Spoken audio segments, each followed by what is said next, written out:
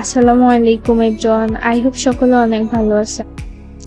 আমরা মহিলারা আমাদের মাথায় একটাই টেনশন, আমরা কখন কি রান্না করব, কখন কি খাবো, সবাইকে কি তৈরি করে দিব। চলুন এত টেনশন না করে আপনাদের সাথে শেয়ার করি সকালবেলা রুটির সাথে ঝটপট মুগ ডালের রেসিপি। ফার্স্টে আমি একটা কড়াইতে সামান্য পরিমাণে তেল দিয়েছি, তারপর এর মধ্যে পেঁয়াজ দিব। পেঁয়াজটা ভেজে নিয়ে আমি এটা ভালোভাবে নেড়ে ছেড়ে পেঁয়াজটাকে একটু নরম করে নেব।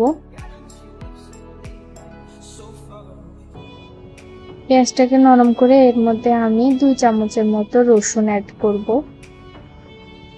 রসুন দিয়ে আবার ভালোভাবে নেড়ে ছেড়ে রসুনটাকে একটু ভেজে নেব, যাতে এর মধ্যে কাঁচা গন্ধটা চলে যায় রসুনের।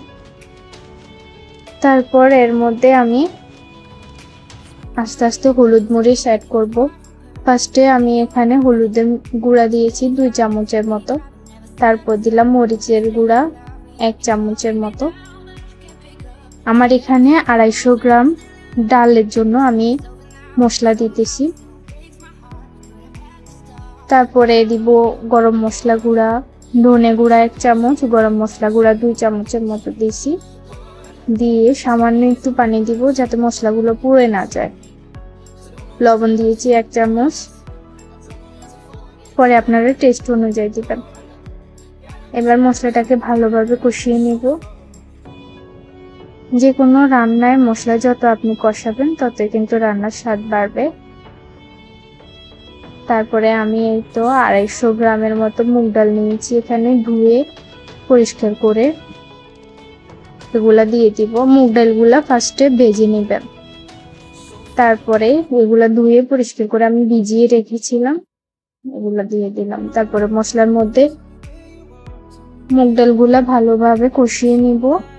কষানো হয়ে গেলে আমি এখানে ফুটন্ত গরম পানি ব্যবহার করতেছি।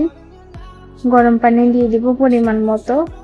পানি দিয়ে এটা যখন একটু নরম হয়ে আসবে তখন আমি এর মধ্যে মাছের মাথা দিয়ে দিব। কথা বলতে বলতে আমার মুগ ডাল রান্না প্রায় শেষের দিকে। এখন আমি এর মধ্যে পেঁয়াজের বেরেস্তা, এখানে আমি রসুনও দিয়েছি, রসুন কুচি পেঁয়াজ কুচি দিয়ে একসাথে বেরেস্তা করে ডালে বাগার দিব।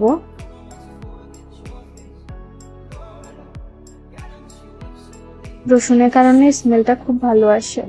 এর মধ্যে আমি দিয়ে দেব ধনে পাতা দিয়ে এরপরে